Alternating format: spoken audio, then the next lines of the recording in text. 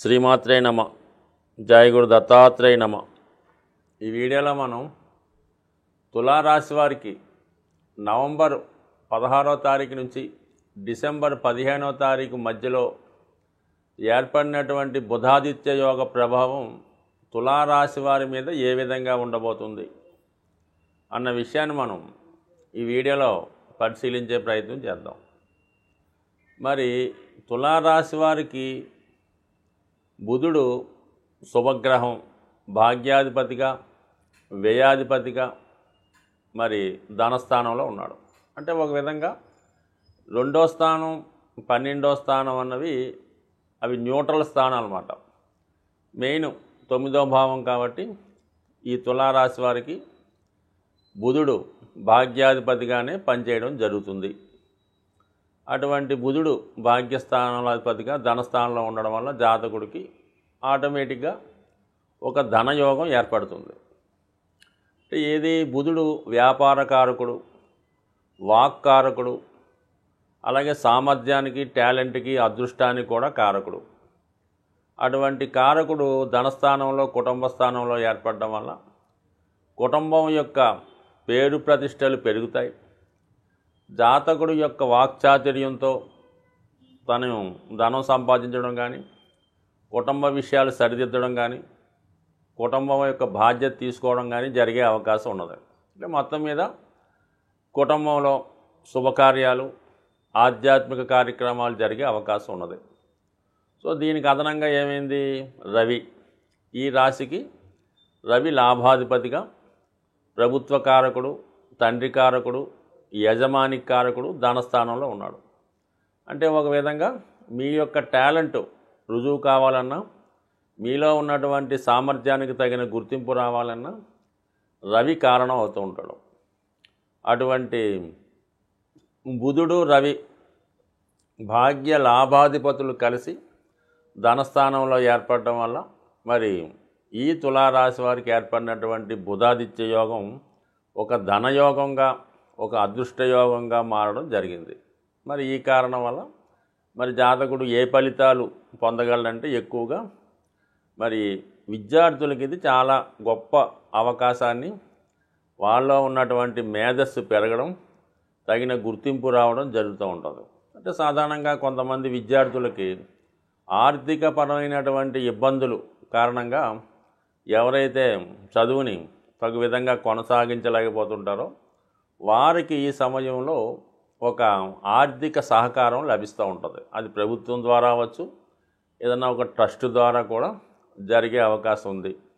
So అలాగే కుటుంబంలో ఎవరికన్నా అనారోగ్య సమస్యలున్నా, చదువు కొరకు ఎదురు చూస్తున్నా, అంటే కుటుంబ సమస్యలు కామన్గా మధ్యతరగతి వారికి ఉన్నటువంటి కుటుంబ సమస్యలు ఏముంటుంది, ఆ కుటుంబంలో వివాహానికి తగిన ధనం లేకపోవడం, పిల్లలను చదివించడానికి తగిన అవకాశాలు, ధనం లేకపోవడం, ఏవో అనారోగ్య సమస్యలు, ఇవి సాధారణంగా ఉన్నటువంటి ఇబ్బందులు ప్రతి మిడిల్ క్లాస్ ఫ్యామిలీ వారికి.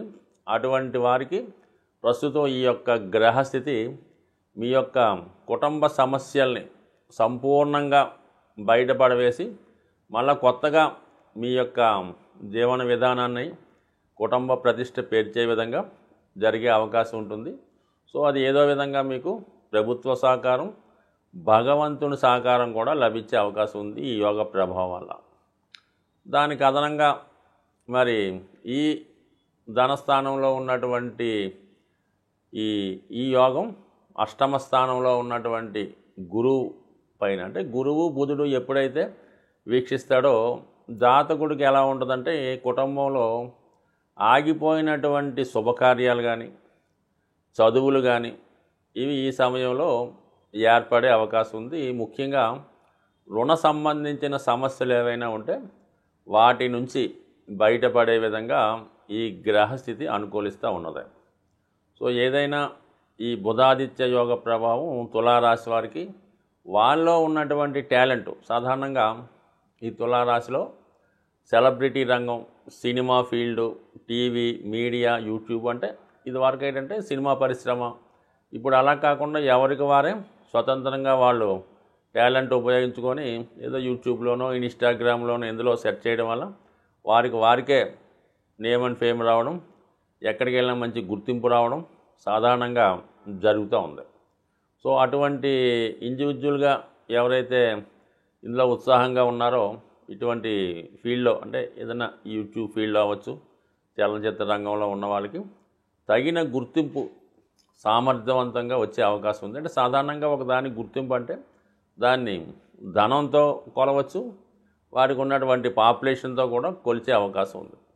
మరి అటువంటి ఈ యోగ ప్రభావం ఏంటంటే జాతకుడికి ముందుగా ఉన్నటువంటి ఫైనాన్స్గా వాడికి బాగా సహకారం లభిస్తుంది. ఎంత వాడు స్వతంత్ర వృత్తితో, వాడి యొక్క టాలెంట్తో వాడికి వ్యక్తిగతంగానే వాడి యొక్క ఆదాయం పెరుగుతూ ఉంటుంది. ఆదాయంతో పాటు వాడి యొక్క జీవన పరిస్థితులు, కుటుంబ విషయాలు ఇవన్నీ కూడా పెరుగుతాయి. దాంతో ఈ వాక్స్థానం అవటం వల్ల అథారిటేటివ్గా మాట్లాడడం, కుటుంబం యొక్క స్థాయి పెరగడం ఇవన్నీ జాతకుడికి అనుకూలించే అవకాశం ఉంది. దాంతోపాటు ఇతర అవకాశాలు కూడా ఎక్కువగా వస్తుంటాయి. అంటే గురువు అష్టమంలో ఉన్నాడు కాబట్టి వాడు ఉన్న స్థాయిని బట్టి ఎవరో ఒక ఫర్మ్కి స్పాన్సర్ చేయడము, వాళ్ళని మార్కెటింగ్ చేసి డెవలప్ చేయడం వల్ల జాతకుడు ఈ విధంగా 2-3 రకాలుగా ధన సంపాదించే అవకాశం ఉంటుంది. అంటే ఒకేసారి జాతకుడు వెలుగులోకి వచ్చి తన సామర్థ్యాన్ని నిరూపించే విధంగా ఈ యొక్క యోగం జాతకుడికి ఎక్కువగా ఉపయోగపడే అవకాశం చాలా ఎక్కువగా ఉంది. దానికి ఏంటంటే ఇది బుధుడు వ్యాపారకారకుడు కాబట్టి ఈ సమయంలో జాతకుడు ఏదైనా కొత్తగా వ్యాపారం ప్రారంభించుకోవాలన్నా, ప్రస్తుతం వస్తున్నటువంటి ఆదాయానికి అదనంగా ఇంకొక ఆదాయం సమకూర్చోవాలన్నా కంపల్సరీగా ఇది జాతకుడికి ప్రస్తుతం వస్తున్నటువంటి ఆదాయంతో పాటుగా అదనపు ఆదాయం కూడా లభించే అవకాశం ఉంది. దానికి కొంతమందికి ఏంటంటే పార్ట్ టైం జాబ్ లాంటిది కూడా కొంతమందికి ఈ సమయంలో రావడం జరుగుతుంది. అంటే చాలా ప్రాంతాల్లో కొంతమంది ఉద్యోగం చదువుకుంటూనే ఏదో ఒక సంస్థలో పార్ట్ టైం ఉద్యోగం చేసుకొని ఆ విధంగా ధనం సంపాదించుకుందాం అనుకున్న వాళ్ళకి కూడా ఈ యొక్క స్థితి చాలా వరకు అనుకూలించే అవకాశం ఉంది. కాబట్టి జాతకుడు చేసే ప్రయత్నం బట్టి ఏదన్నా ఆధారపడి ఉంటుంది. మరి ఈ సమయంలో జాతకుడు ఎంత ప్రయత్నం చేస్తే అంతగా వృత్తిలో రాణించగలుగుతూ ఉంటాడు. దానికి ఇంక ఈ యోగంతో పాటు దశమ స్థానంలో ఉన్నటువంటి కుజుడు, అంటే ఇక్కడ ఈ ధనస్థానంలో వృశ్చిక రాశిలో ఈ బుధాదిత్య యోగం ఏర్పడడం వల్ల మరి ఈ రాశ్యాధిపతి కుజుడు దశమ స్థానంలో దిగ్బలుడై ఉన్నాడు. అంటే చాలా వరకు ఏంటంటే ఇదొక స్టేటస్ కలిగింది అన్నమాట. కుజుడికి ఒక హోదా కలిగింది. ఆ కారణం వల్ల ఏంటంటే జాతకుడు వృత్తిలో చాలా సమర్థవంతంగా నిర్వహిస్తాడు. చాలా వరకు తన ఆదాయాన్ని కూడా పెంచుకోవడం, మెయిన్గా అతని టాలెంట్ పెరిగే అవకాశం ఉంది. సో ఏదైనా ఈ యోగం ఈ రాశి వారికి అటు ఆర్థిక విషయాల్లోనూ, విద్యా సంబంధించిన విషయాల్లోనూ చక్కని ఫలితం ఇచ్చే అవకాశం ఉంది. సాధారణంగా ఒకరి జన్మజాతకంలో ఏర్పడినటువంటి ఒక యోగాలు కానీ అలాగే గ్రహాల యొక్క స్థితి ఎప్పుడూ కూడా ఆ యొక్క గ్రహాలని జాతకుడు ప్రసన్నం చేసుకోవాలన్నమాట. అంటే మనకి పూర్వకాలంలో ఈ జానపద సినిమాలు చూసేటప్పుడు ఈ మాంత్రికులు అవ్వచ్చు, వేరే వాళ్ళు అవ్వచ్చు, ఏదో ఒక దేవతని ప్రసన్నం చేసుకొని దాంతో కొన్ని శక్తులను వాళ్ళు పొందడం అన్నది మనకి జానపద సినిమాల్లో కనబడుతూ ఉంటుంది. దానికి చాలా వరకు రాజులు కూడా చాలా కాలం తపస్సు చేసి ఒక పవర్, అంటే అది శివుడినో విష్ణుమూర్తినో పూజించి ఆ శక్తి పొందేవారు. స్వభావసిద్ధంగా జాతకంలో వాళ్ళకి యోగం ఉన్న పొందడం జరుగుతూ ఉంటుంది. ఇప్పుడు కూడా జాతకుడు మనకి జన్మించిన జన్మచక్రంలో ఏదో గజకేసరి యోగం ఉందండి, పంచమహాపురుష యోగం ఉంది, రవి ఉచ్చులో ఉన్నాడు, శుక్రుడు ఉచ్చులో ఉన్నాడు, ఏముంది ఇంకా బ్రహ్మాండంగా డెవలప్ అవుతాం, ఎగ్గా కలిసి వస్తుంది చాలామంది అనుకుంటూ ఉంటారు. వాళ్ళు అనుకోవడం కన్నా సాధారణంగా వాళ్ళ పేరెంట్స్ ఈ పిల్లవాడి జాతకాన్ని చూసి మా వాడు జాతకంలో శుక్రుడు ఉచ్చులో ఉన్నాడండి బ్రహ్మాండంగా అని వాళ్ళు సరదా పడుతుంటారు. కానీ ఎప్పుడు కూడా జాతకుడు ప్రయత్నం చేస్తేనే ఆ గ్రహం యొక్క ఫలితాన్ని పొందడం జరుగుతూ ఉంటుంది.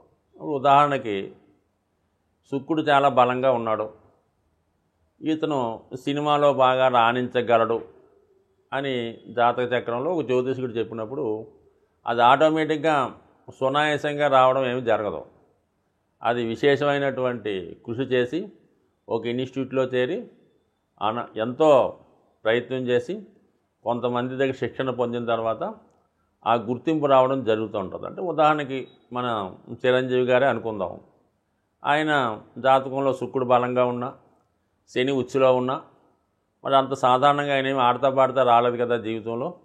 చాలా కష్టపడిన తర్వాత పైకి రావడం జరుగుతూ ఉంటుంది. అలాగే మరి జన్మజాతకంలో ఈ బుధాదిత్య యోగం ఏర్పడిన వాళ్ళకి, అమ్మ బుధాదిత్య యోగం ఉందని మావాడి జాతకంలో మావాడు కలెక్టర్ అయిపోతాడో లేదంటే నెంబర్ 1 ఆఫీసర్ అన్నది అవటం మాత్రం ఒట్టి కళ లాంటిది. ఖచ్చితంగా ఒక మంచి గురువుని ఆశ్రయించి ఖచ్చితంగా దానికి తగినటువంటి సబ్జెక్ట్ నేర్చుకొని ఒక క్రమశిక్షణతో ఉండడం వల్ల ఈ యోగ ప్రభావం రావడం జరుగుతుంది. ఎవరు ఇంచుమించుగా 100కి 60 మంది జాతకాల్లో ఈ బుధాదిత్య యోగం ఉంటుంది. మరి అందరూ ఉన్నత విద్యావేత్తలు అవుతున్నారా అంటే వారి ప్రయత్నం బట్టి ఉంటుంది.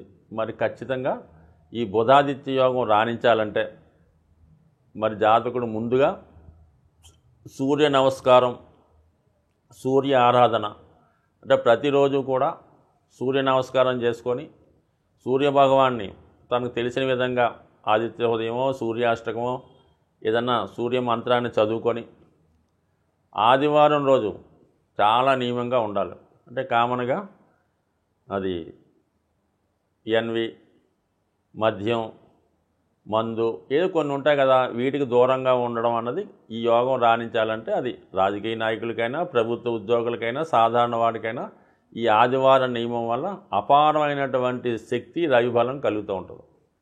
ఇక బుధుడు మారించాలంటే విష్ణుమూర్తి ఆరాధన, వెంకటేశ్వర స్వామి, విష్ణుమూర్తి, విష్ణు సహస్రనామ పారాయణ ఇవి చేసుకోవడం వల్ల బుధుడు బలవంతుడు అవుతాడు.